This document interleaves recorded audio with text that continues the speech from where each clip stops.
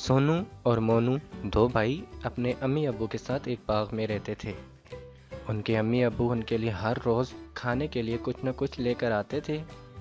तो एक दिन सोनू ने मोनू से कहा कि क्यों ना आज वो खुद अपने लिए और अम्मी अब्बू के लिए भी कुछ लेकर आए।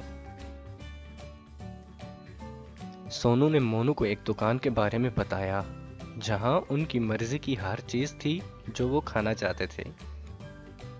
उसके बाद तो मोनू ने अपनी फरमाइशों के ढेर लगा दिए।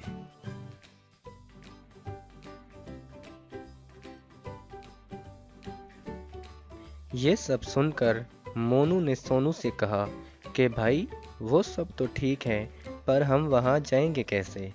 तो सोनू ने मोनू से कहा कि वो सब तुम मुझ पर छोड़ दो, बस इस बात का अम्मी अब्बू को पता ना चले।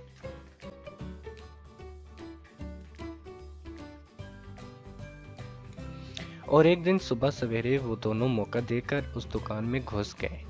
सोनू ने मोनू से कहा कि इससे पहले कि दुकान की मालकिन आ जाए तो जो कुछ खाना है खा लो।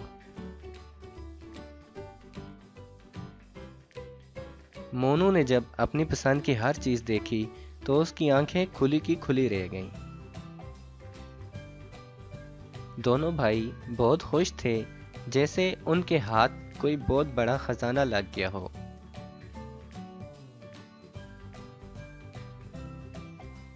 सोनू और मोनू की खुशी की कोई इंतहा न थी, मगर मोनू को घर जाने का भी गम था और सोनू उसे बात बात पर टाल देता था।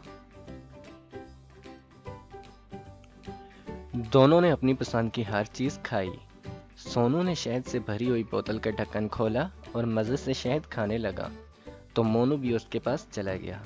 दोनों भाई अपनी मस्तियों में मस्त थे कि इतने में दुकान की मालकिन आ गई, जिसने एक बिल्ली भी पाल रखी थी। दोनों भाई जल्दी से भागे और एक कोने में जाकर छुप गए। बिल्ली को भी अंदर आते हुए देखकर वो दोनों बहुत डर गए और अपने अम्मी अब्बू को बहुत याद करने लगे। दोनों भाई काफी देर तक वहां ही छुपे रहे और दिल ही दिल में दुआएं मांगते रहे।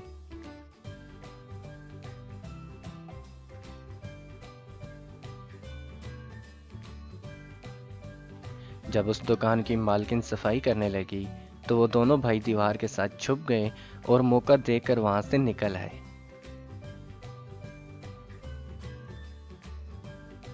डर के मारे दोनों भाइयों की टांगें कांपती रहीं। दोनों भाई बहुत डरे हुए थे और आइंदा अपने से बड़े काम न करने की बातें करते रहे।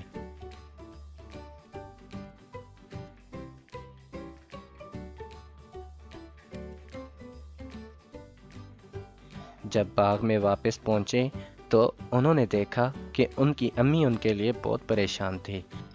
अपनी अम्मी को परेशान देखकर दोनों ने अपनी अम्मी से माफ़ी मांगी कि आइंदा वो बिना बताए कहीं नहीं जाएंगे।